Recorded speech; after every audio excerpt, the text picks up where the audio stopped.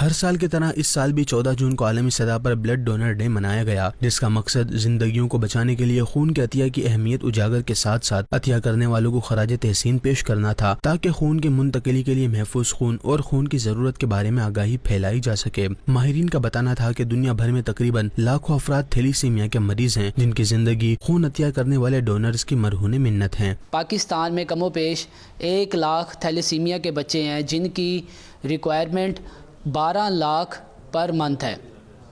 اور ہم اگر دیکھا جائے ڈاکومنٹس کے حساب سے دیکھیں تو جو ہماری ضرورت کے اگینسٹ جو والنٹرلی ڈونیشن ہیں وہ ہمارے پاس 11% ہے، جو نہ ہونے کے برابر ہے۔ اسی طرح ہم اگر دعوت اسلامی کی خدمات کو دیکھیں تو پچھلے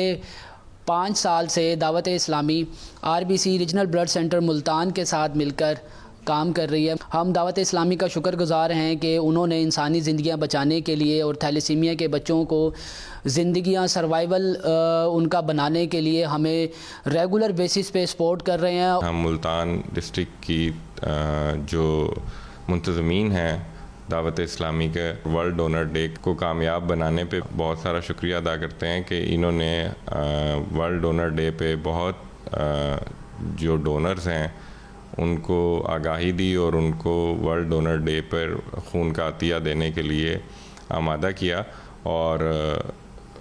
یہ ہے کہ اگر کوئی بھی انسان ایک خون کا عطیہ کرتا ہے تو اس سے 3 جانیں بچائی جا سکتی ہیں۔ دعوت اسلامی کے شعبے FGRF کے تحت بے شمار عاشقان رسول نے تھیلیسیمیا کے لاتعداد مریضوں کے لیے خون کے عطیات فراہم کیے ہیں، جس سے کئی معروف اداروں نے قابل ستائش طور پر سراہا۔ امیر اہل سنت کے فرمان پر 2020 سے اب تک بلڈ ڈونیشن کیمپس کا سلسلہ جاری ہے اور بلڈ ڈونیٹ کرنے کا سلسلہ بھی جاری ہے، اور اب تک الحمدللہ پاکستان بھر میں کم و بیش 84,000 پلس بلڈ بیگز ڈونیٹ کیے جا چکے ہیں، اور الحمدللہ مختلف شہروں میں بلڈ دینے کا سلسلہ ابھی بھی جاری ہے۔ اور یہ بلڈ ڈونرز جو کہ اپنا بلڈ ڈونیٹ کر کے ہزاروں لاکھوں افراد کی جانیں بچاتے ہیں،